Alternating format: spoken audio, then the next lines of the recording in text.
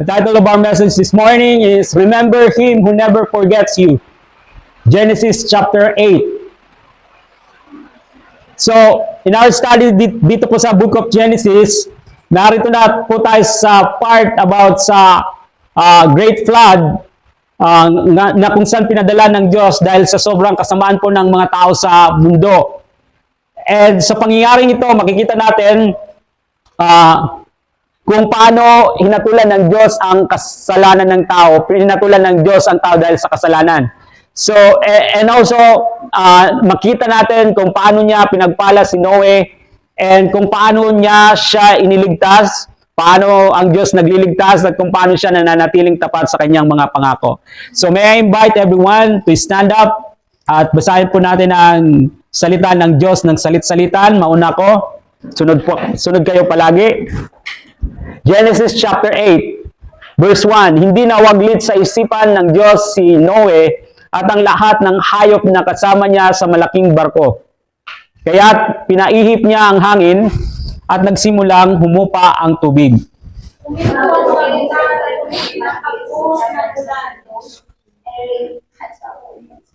Patuloy na humupa ang tubig at pagkaraan ng 150 araw ay mababa na ang baha.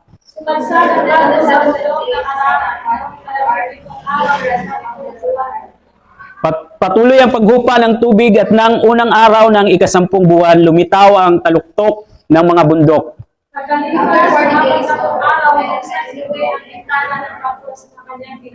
Pinalipad niya ang isang uwak at ito'y nagpabalik-balik hanggang matuyo ang tubig sa lupa.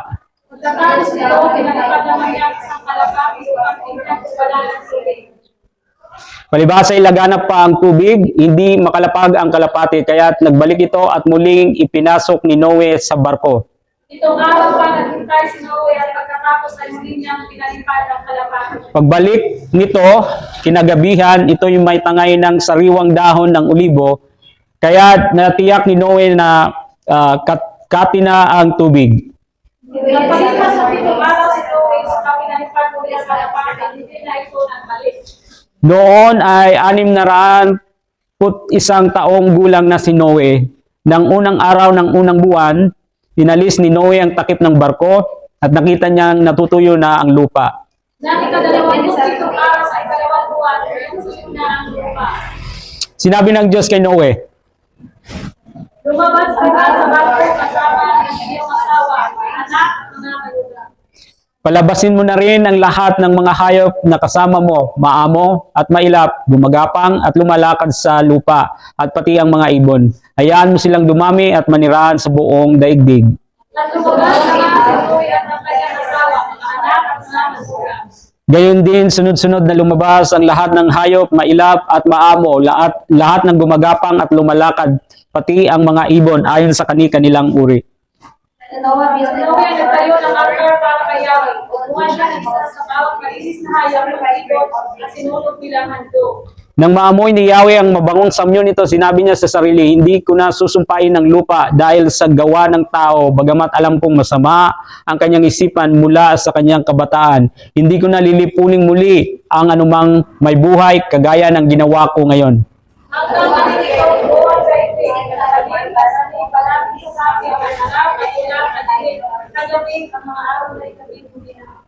Okay, salamat. Maaari na kayong umupo. So, matapos ipakilala si Noe, we notice kung paano maayos na inilatag ang daloy ng kwento. Nagpasya ang Diyos na wasakin ang makasalanang sangkatauhan, ngunit sa huli, nagpasya ang Diyos na hindi na muling lilipulin ang lahat ng may buhay.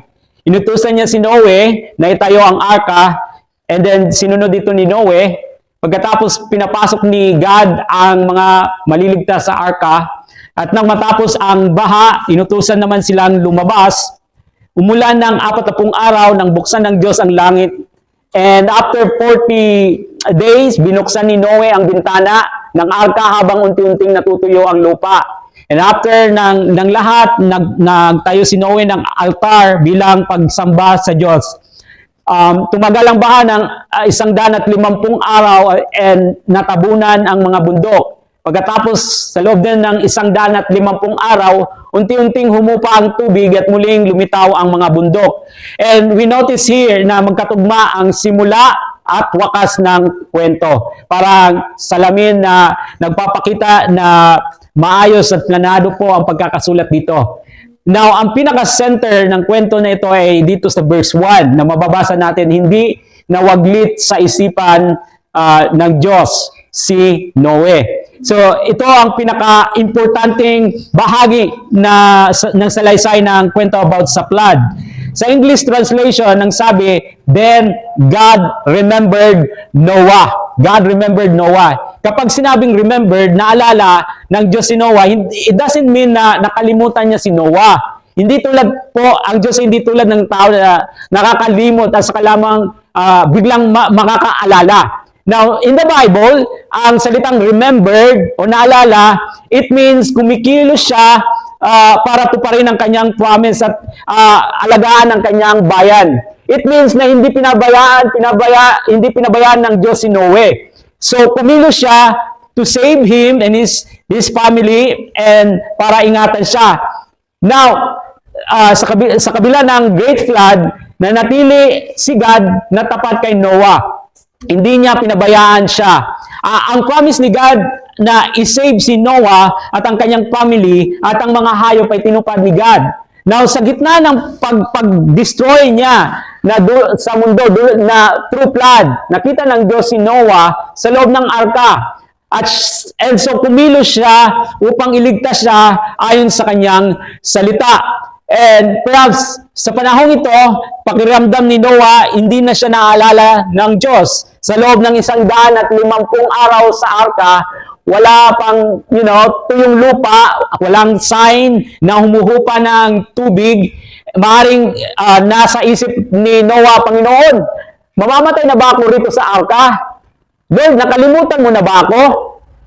But going back, looking back in the past, makikita niya na God is faithful sa kanya despite o sa kabila ng kanyang mga pagsubok na pinagdadaanan sa buhay. So, while he was waiting, lalo pang nasubok ang kanyang pananampalataya hanggang sa siya ay tuluyang makalabas sa arka. Now, paano tapat na kumilos si God ayon sa kanyang pangako dito sa Genesis chapter 8? Paano naalala ng Panginoon si Noe sa panahon ng baha? Number 1 is inalala ng Diyos si Noe in 3 ways. Ito ang tatlong paraan paano inalala ng Panginoon si Noe sa panahon ng baha. Una ay nagpadala ang Diyos ng hangin. Tingnan nyo sa verse 1. Hindi nawaglit sa isipan ng Diyos si Noe at ang lahat ng hayop na kasama niya sa malaking barko. Kaya't pinaihip niya ang hangin at nagsimulang humupa ang tubig. So, kung paano ginamit ng Diyos ang ulan upang magdala ng baha, gayon din niya ginamit ang hangin upang patuyuin ang lupa. Kung paano, if you remember, kung paano ang Espiritu ng Diyos ay kumilos sa ibabaw ng tubig, remember sa Genesis chapter 1, gayon din nagpadala ang Diyos ng hangin, which interesting sa Hebrew, may kaugnayan sa salitang Espiritu, and so nagpadala ang Diyos ng hangin sa ibabaw ng tubig ng baha. And this shows na ang Diyos ay nagsisimula ng panibagong paglikha ng mundo, new beginning. New start. Naalala ng Diyos si Noah. And so, kumilos siya and unti-unting humuhupa ang tubig. Verse 2, huminto ang mga bukal at tumigil ang pagbuhos ng ulan. So, ang bawat patak ng tubig at bawat ihip po ng hangin is nasa ilalim ng kontrol ng Diyos. Lahat ng unos sa mundo ay nasa ganap na kapangyarihan ng Diyos. Pinatigil niya ang ulan, pinatuyo niya ang tubig at unti-unting humuhupang tubig sa lupa dahil naalala ng Diyos si Noah. That means kumilos siya upang iligtas at tuparin ang kanyang pangako. It is important to remember na hindi agad nawalang baha sa isang araw lang. Unti-unti itong humupa ayon sa takdang panahon ng Diyos. Sinabi dito sa verse 3, patuloy na humupa ang tubig at pagkaraan ng 150 araw ay mababa na ang baha. So, Bagamat biglaan ang pagdating ng judgment, gamit ang baha, dahan-dahang tumaas ang tubig, and dahan-dahan din itong humupa. Listen, kahit may mga panahon na hindi natin nakikita ang pagkilos ng Diyos, at minsan, hindi ito kasing bilis ng inaasahan natin. Remember, hindi ibig sabihin na nakalimot na ang Diyos. Naalala ng Panginoon si Noah. God is faithful. Tinupad niya ang kanyang promise.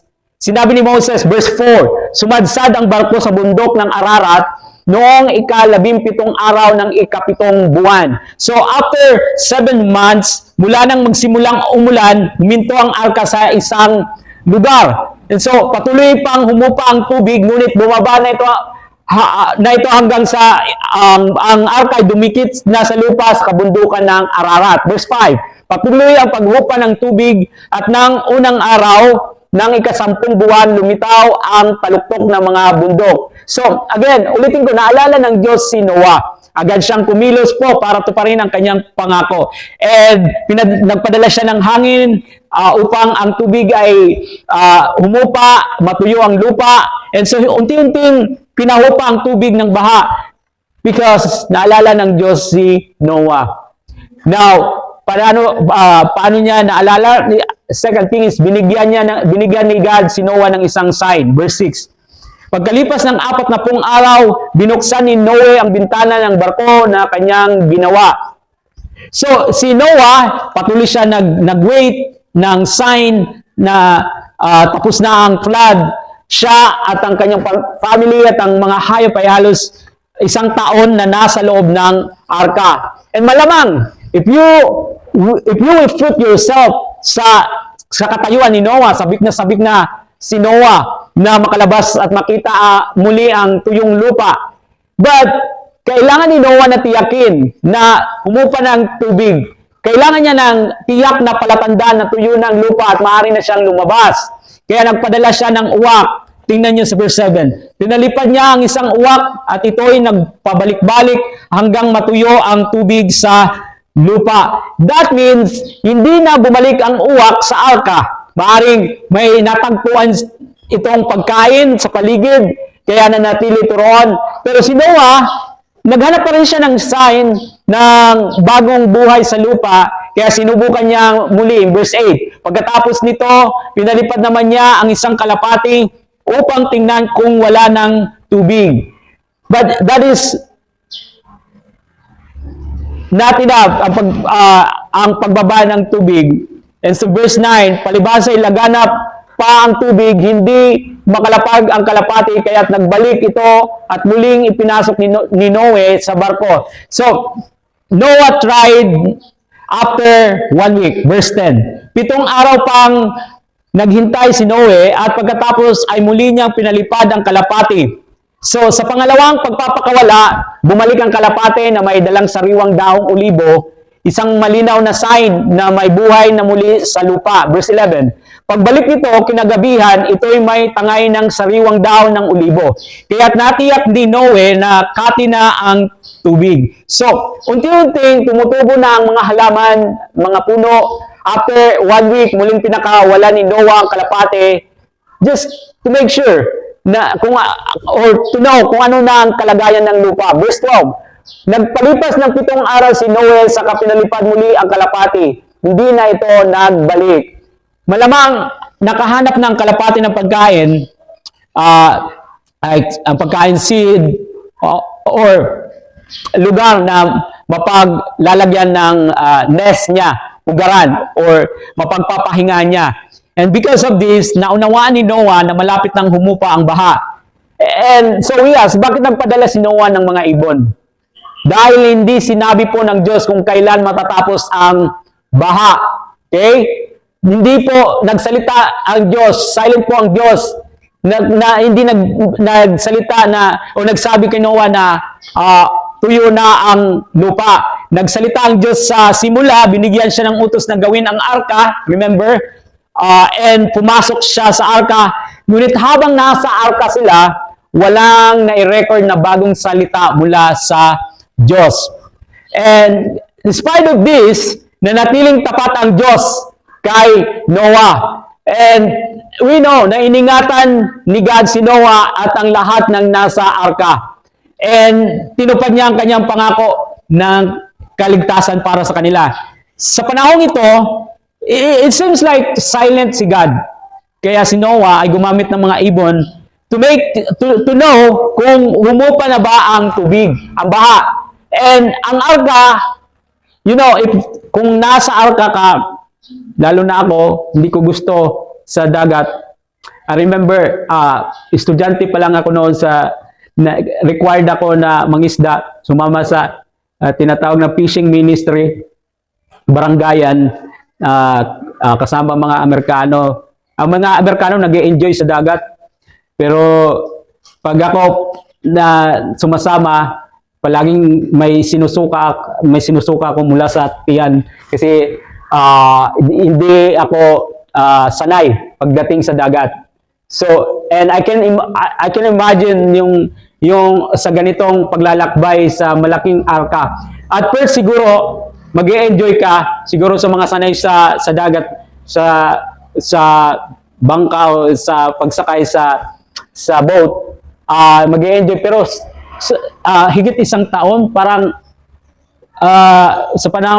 sa kalagayang ito, I can imagine na hindi magandang journey na, mahigit isang taon. And kahit ito yung place na safe ka, it is also a time na matinding paghihintay or challenging pagsubok para kay Noah at sa kanyang pamilya. And isn't it ganyan din sa ating buhay? Kapag dumadaan tayo sa pagsubok, madalas nating tanungin si Lord, kailan to matatapos? Ngunit ang sagot ay laging nasa Diyos sa kanyang perpektong oras, kanyang timing. Hindi early at hindi din nahuhuli ang Panginoon sa pagkilos. Walang makakapigil o madali sa plano ng Diyos. And so kahit hindi natin naiintindihan ang sitwasyon nangyayari sa buhay natin, ang kailangan nating gawin lang, isa lang kailangan nating gawin is magtiwala sa Kanya. Sa takdang panahon, God will move, God will show you, kikilos ang Diyos, and magbibigay siya ng tuyong lupa para sa bagong simula. Now, kung paano binigyan ng Diyos si Noah ng sign ng buhay at pag-asa, ganito din siya sa ating ngayon, hindi po ba? Nagpapadala siya ng mga reminder ng kanyang kabutihan. Nagpapadala siya ng mga paalala patungkol sa kanyang kabutihan. Perhaps it is a verse na nabasa mo sa Bible. Pag open mo ng Biblia, oh Lord, thank you. Pinaalala mo ko sa pamagitan ng bersikulo ito patungkol sa iyong kabutihan. Or perhaps a song, ang isang awit na kinakanta, nagpaalala sa iyo patungkol sa kabutihan ng Diyos. O perhaps it is a message o mensaheng mula sa ibang tao na timing din na kailangan mo sa eksaktong sitwasyon, eksaktong panahon. Mensahe mula sa isang kapatid o sa isang tao. So, sa mga ito, pinapakita ng Diyos na hindi tayo nag-iisa at hindi niya tayo nakakalimutan. And kahit pa mahirap ang pinagdadaanan, may mga signs ng hope na nagpapaalala sa atin na kasama natin siya. And there is future na naghihintay. There's a better or good future na inilaan sa atin ng Diyos. Tinupad po ng Diyos ang kanyang promise kay Noah. Iningatan ni God si Noah, and so ang lahat ng nasa arka ay nanatiling buhay. Now in verse 13, matapos humupa ang baha, makikita po natin na sila ay ligtas at buhay pa rin. Pinakita ng Diyos na God, He is faithful and we can rely on Him, we can depend on Him. Maasahan natin siya at tinutupad niya ang kanyang mga pangako.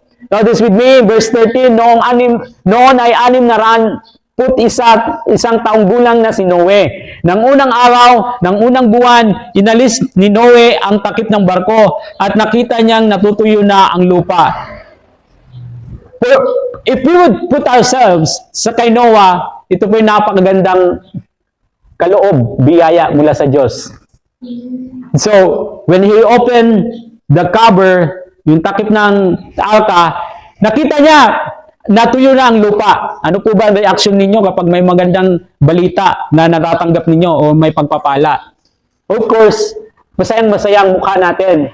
Walang normal na tao na may magandang nangyari pero ang mukha ay malungkot.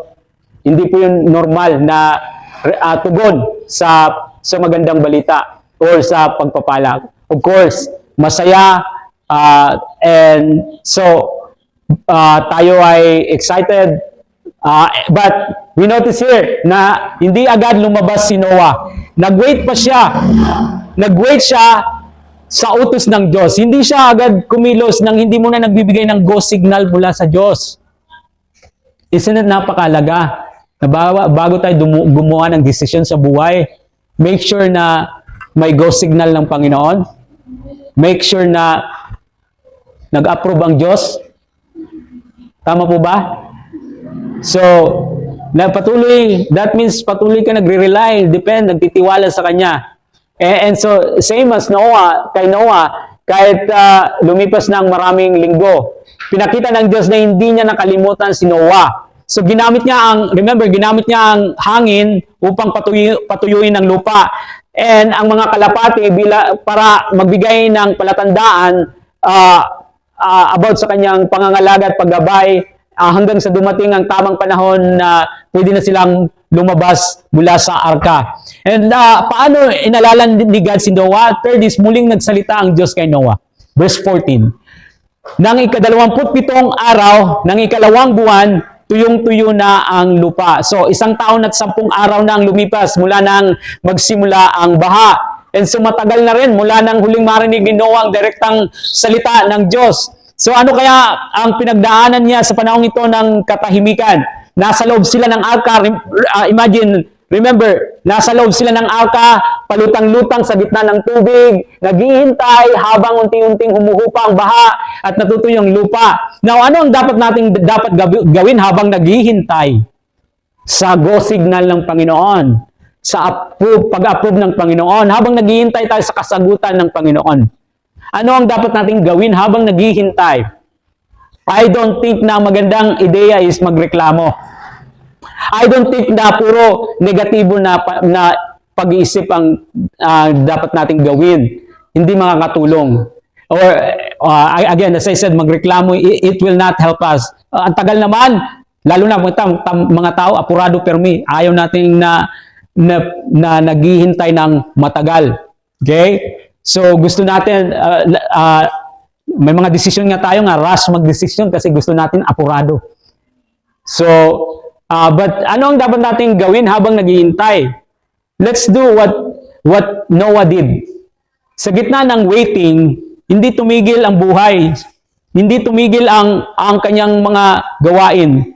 I believe na everyday, tapat niyang ginagampanan ng kanyang responsibilidad sa loob ng arka. Hindi siya nag-rely sa kanyang damdamin, kundi nanatili siyang masunurin sa utos ng Diyos. Isn't it, pag tayo ay naniniwala sa ating damdamin, maraming beses na nadadaya tayo, imbis na maghintay o sumunod sa salita ng Diyos. Alam ni Noah na ang Diyos ay ang nagdala na sa kanya hanggang sa puntong ito. Kaya nagtiwala po siya sa kanyang mga salita. Kahit matagal na, and imagine with me the story. Walang salita, bagong salita, silent si God. Si Noah ay nanatiling faithful at sumunod sa Diyos. So, wait upon the Lord. Young people, maghintay, huwag magmadali. At habang naghihintay, gawin kung ano ang tama, sumunod sa Kanya sa lahat ng pagkakataon. God is not late. Tama? Hindi siya nalilate sa buhay natin. Lagi siyang nasa tamang oras kung kumilos. Perfect palagi ang timing niya kung kumikilos siya. But God invites us to wait. Patient. Maging patient tayo at maging hopeful. Huwag mawalan ng pag-asa. In chapter 6 to 9, we see the clear pattern dito na ang Diyos ay nagbigay ng utos kay Noah and then si Noah ay nag-obey. Hindi siya kumikilos kung walang salita mula sa Diyos. kung walang go, signal mula sa Diyos, kung hindi sinabi ng Diyos, hindi siya kumikilos. Bagamat sabik na sabik si Noah na malaman kung humuhupa na ang baha at kung maaari na silang lumabas sa arka, you notice sa ating kwento, naghintay pa rin si Noah nang may pananampalataya at pagtatsaga. Siguro, kung ako siguro, na-imagine ko sa sarili, ay, tumuho pa naman, nagdala ng dahon ng ulibo. Siguro, tatalon siguro kagad ako sa arka. Lalo ng more than a year na naghihintay, sabik na sabik ka na makita ang kapaligiran. O, ay, testingan ko daw ang tubig, magsiswimming lang muna ako. Babalik naman ako sa arka. Tingnan ko kung anong level ng tubig. Isn't it, may mga plano tayo, may mga ideya tayo sa sarili natin na it seems maganda sa ating isipan. Pero ang magandang halimbawa dito ay hindi kumilos si Noah nang hindi nagbibigay ng go signal ang Diyos. And same, when we go through trials, God calls us to wait and trust Him. Tiyaga at be hopeful. And sa verses 15 to 17, nagsalita ang Diyos kay Noah. Tingnan niyo po, verse 15. Sinabi ng Diyos kay Noe, lumabas ka na sa barko kasama ng iyong asawa, mga anak at mga manugang. Palabasin mo na rin ang lahat ng mga hayop na kasama mo, maamo at mailap, gumagapang at lumalakad sa lupa, at pati ang mga ibon. Hayaan mo silang dumami at manirahan sa buong daigdig. So natapos na ang mahabang paghihintay. God is so good. God is faithful sa kanyang promise. Naalala niya si Noah. Muling nagsalita ang Diyos kay Noah and God obeyed God. Noah obeyed God. Inulit ng Diyos ang kanyang blessing sa bagong simula. Di ba? You remember? Go and multiply. Di ba? Sinabi niya na naman dito, hayaan mo silang dumami at manirahan sa buong daigdig. So it reminds us sa Genesis chapter 1 na parang bang binibigyan ng Diyos ng panibagong simula ang mundo. Pinagpala niya ang kanyang creation upang dumami and mag-multiply. And why is this happen? O bakit ito nangyari? Dahil naalala ni God si Noah. That means kumilos siya upang tuparin ang kanyang mga pangako. Hindi ibig sabihin na nakalimot ang Diyos. Kumilos siya, ang ibig sabihin, kumilos siya upang tuparin ang kanyang pangako. Una, nakita natin na naalala ng Diyos si Noah, but kasabay din nito, naalala rin ni Noah ang Diyos. Dahil tapat ang Diyos sa kay Noah, sa pamagitan pag-aalala kay Noah. And so nanatili rin si Noah sa pagtitiwala at pagsunod kay God. So the second thing is, inalala ni Noe ang Diyos. Kanina, inalala ng Diyos si Noe, and we saw kung paano inalala, praise the Lord, sa power. Nakita natin kanina na inalala ng Diyos si Noah, and we saw how God remembered Noah. Tatlong bagay nakita natin. Now we go to the second segment or second points in this story. Noah remembered God. Inalala ni Noah ang Diyos. So bagamat itong chapter na ito, chapter 8, it focus about sa God remembered Noah. Makikita rin natin dito kung paano inalala ni Noe ang Diyos. Paano niya ito pinakita. And paano niya pinakitang pag-alala ni Noe kay God? By pagsunod sa salita ng Diyos. And pagsamba na may pag-aalay sa Kanya. O may sacrifice. And so, una, let's see this here sa verse 18 and 19 about sa paglabas ni Noah sa arka. At lumabas na nga si Noe at ang kanyang asawa, mga anak at mga manugang. Gayon din sunod-sunod na lumabas ang lahat ng hayop, mailap at maamo, lahat ng gumagapang at lumalakad, pati ang mga ibon ayon sa kanilang uri. So, paglabas nila sa arka, lahat ay bago na. Iba na yung mundo. Wala na mga dating pamilyar na tanawin sa kanila. Sa kabila nito, nagtiwala si Noah sa Diyos at humarap siya sa future kahit hindi niya alam kung ano ang susunod na mangyayari. And so, isn't it, ang pananampalataya ay ang pag-move forward, paghagbang, pasulong, na sumusunod at nagtitiwala sa Diyos sa anuman na magiging resulta. sumusunod tayo at nagtitiwala sa Diyos sa magiging resulta nito. And so the question is, do you trust God? Nagtitiwala ka ba sa Diyos para sa iyong future? Many times, we depend our future. You know, perhaps as a parent sa akin, you know, it's easy to depend on my future. Dapat maging maganda, mag-aaral ka ng mabuti, anak, para ikaw makaahon sa amin sa mga kahirapan, para kami ay umangat sa buhay. Yan po ay mali. Dahil ang tao po ay minsan nabibigo. Walang ibang dapat nating pinagkakatiwalaan sa ating future, kundi ang Panginoon. Ang magandang dapat nating isipin is, or ituro natin sa kanila na hindi ka magiging matagumpay sa buhay kahit anong gawin mo sa buhay kung hiwalay ka sa Diyos. Dahil ang ating tagumpay ay nakasalalay palagi sa Diyos. Ang ating magandang kinabukasan ay nakasalalay sa Diyos. Amen? So never put your future sa isang tao. For us parents, sa ating mga anak. Naalala ko si Jumare, sabi niya, bisan magkalagas na kami, may makaong gihapon kami, diri kami mabaraka. Bisan magyaman ka pa, ang Ginoo mag-provide gihapon sa among pangaon sa Sarisayana. Bisan dili mo kami mahinumduman, ang Ginoo di makalimot sa amon. Isn't it? Diba? Nag-survive nga ni kita sa warapan naton mga anak, diba? Grasya sa Ginoo. So, again, it reminds us na yung future natin ay hindi nakasalalay sa tao o sa kanino man, nakasalalay sa Diyos. Kaya isang maling pagkakamali na humiwalay tayo sa Diyos. Yes? Paano to, Pastor? Marami naman siyang pera, walang panahon sa Diyos. Yan po ba ang totoong pagpapala na marami kang ang pera pero hiwalay ka naman sa Diyos? I don't think so. Masaya ka lang sa mga panandaliang bagay, pero sa walang hanggang mga bagay hindi mo nakikita. Na yun ang pinakamalaking pagpapala sa buhay ng tao. And so, dapat tayong titiwala sa Diyos para sa ating future. And so, knowing that, handa ka bang sumunod sa Kanya sa susunod na hakbang?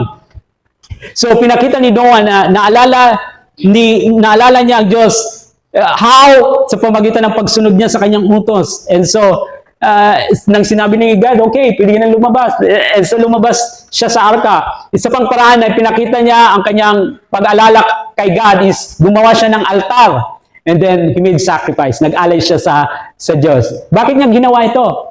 Dahil sa kabutihan ng Diyos sa kanyang buhay. Bilang pagsamba at pasasalamat sa Diyos na siya at ang kanyang pamilya ay iniligtas sa paghuhukom.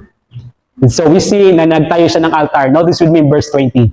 Si Noe ay nagtayo ng altar para kay Yahweh. Kumuha siya ng isa sa bawat malinis na hayop at ibon at sinunog bilang handog. So, inutusan ng Diyos si Noe na lumabas sa arka. And so, kagad siyang lumabas, of course. Ikaw pa naman, excited ka na. After more than a year na nasa arka ka lang, excited ka nang lumabas. Lumabas siya kaagad sa arka, sumunod siya sa Diyos. Pagdating niya sa tuyong lupa, hindi siya yung, imagine niyo kung nandun kaagad kayo sa tuyong lupa, hindi siya yung, wow, tingnan ko daw, tumingin-tingin nga ako sa paligid kasi matagal ko nang hindi nakikita ang paligid. So, hindi siya yung naglakad-lakad muna o tumingin sa mga paligid o may ginawa siyang ibang bagay. You notice dito sa binasa natin na ang unang ginawa niya ay nagtayo siya ng altar para sa Panginoon. Wow! Inalala niya ang Panginoon. Hindi niya kagad inalala. Tingnan ko nga anong pagkakaiba na ngayon sa tanawin, sa paligid ng dati na wala pang baha. Ngayon na pagkatapos ng baha. You notice sa ating story na ang unang ginawa ni Noah sa pag-alaala sa Diyos ay nagtayo siya ng altar para sa Panginoon bilang pasasalamat sa kanyang pagliligtas. So tinanggap ng Diyos ang handog ni Noah at ipinakita niya ang kanyang grace. Verse 21, Nang maamoy ni Yahweh ang mabagong samyo nito, sinabi niya sa sarili, hindi ko na susumpain ang lupa dahil sa gawa ng tao, bagamat alam kong masama ang kanyang isipan mula sa kanyang kabataan. Hindi ko na lilipuling muli ang anumang may buhay kagaya ng ginawa ko ngayon. Hanggat naririto't buo ang daigdig, tag-tanim, tag-ani, palaging sasapit, tag-araw, tag-ulan, tag-init, taglamig, ang araw at gabi hindi mapapatid. Now, sa verse 21, it is a classic verse. Ulitin ko. This is a classic verse na minsan ginagamit ng mga ibang magtuturo upang magbigay ng maling katuruanan na sinasabi dito, tingnan nyo mga Kristiyano. So, ang Diyos hindi espiritu. Kasi nga, sabi dito sa verse 1, naamoy. May physical na katawan, may katawan ng Diyos dahil naamoy ng Diyos ang mabangong handog. Okay? This is a classic verse na ginagamit para magbigay ng maling katuruanan. May mga taong talagang nagtuturo ng ganito. For example, ginagamit ito ng ilan tulad ng mga Mormons para i-challenge sa mga Kristiyano. Kayong mga Kristiyano, sinasabi nyo na espiritu ang Diyos. Pero dito may ilong siya. Tingnan nyo sa verse 21. Dahil sabi dito, nakaamoy siya. But, may dalawang bagay tayong dapat na tandaan po. Una, sa Old Testament, madalas gumagamit ang Biblia ng matalinhagang pananalita. Matalinhagang pananalita o tinatawag na anthropomorphicong wika para ipakita ang pakipag-ugnayan ng Diyos sa tao tulad ng kanyang like this, na siya ay nasiyahan sa mga handog ng kanyang bayan. So makikita rin ng ganitong uri ng pagsasalita in many parts sa Book of Psalms. Secondly, maging sa New Testament, gumagamit din po ng symbolic na pananalita ang Bible. Halimbawa sa Efeso 5:2, sinabi diyan, ang handog ni Kristo ay inilarawan po na mabangong samyo ng Diyos. Mabangong samyo ng Diyos. Hindi ibig sabihin nito may physical na ilong ang Diyos. This is only a picture para ipakita ng Diyos ay nalulugod. Ang ibig sabihin, nalulugod, nasisiyahan siya sa tunay na pagsamba ng mga Kristiyano. So, it is a way ng Biblia to show sa paraang madaling maunawaan natin. Maunawaan ng tao na lubos na kinalugdan ng Diyos ang handog ni Noah. Now, nangako ang Diyos na hindi na niya muling dilipulin ang lahat ng mga may buhay. So, tumugon siya sa handog ni Noah through grace para sa buong sangkatauhan. Isn't it? Yan po ay biyaya, kagandaang loob ng Diyos. Hindi ko nalilipulin ang buong sangkatauhan. Praise the Lord! That is grace. Malaking biyaya. Naunawa ni Noah na ang lahat ng ito is because sa biyaya ng Diyos. Dahil sa biyaya ng Diyos. God gave warning. God gave instruction na gumawa ng arka. Nagplano kung paano ito gagawin. Nagpadala ng mga hayop or pinapasok niya ang hayop sa arka. And he's the one na nagsara ng pintuan ng arka, hindi si Noah. And iningatan sila sa gitna ng baha. Si God nagdala sa kanila sa safe na lugar. And siya nagsabi kung kailan sila lalabas mula sa arka. So, in general, malinaw na ang Diyos ay kumikilos mula pa sa simula hanggang sa katapusan ng may biyaya, kasama ang biyaya. So, this is clear picture sa Old Testament ng kaligtasan sa pamagitan ng biyaya ng Diyos. Iniligtas sila dahil sa biyaya ng Diyos. Lumabas sila sa arka dahil sa biyaya ng Diyos. At binigyan ng pabor ang sangkatauhan na hindi nalilipulin dahil sa biyaya ng Diyos. And hindi inangkin ni Noah ang anumang papuri para sa kanyang sarili. He did not take the credit. Ibinigay niya ang kaluwalhatian sa Diyos. That's why gumawa siya ng altar bilang pagsamba at pasasalamat sa Diyos. In his sacrifice, pinakita niya na ang Diyos ang nagligtas sa kanyang family. Para bang sinasabi niya, kung wala sanang habag ng Diyos, napahamak na sana ako. But God saved me and my family dahil sa kanyang biyaya. So, remember, isn't it? Let's remember.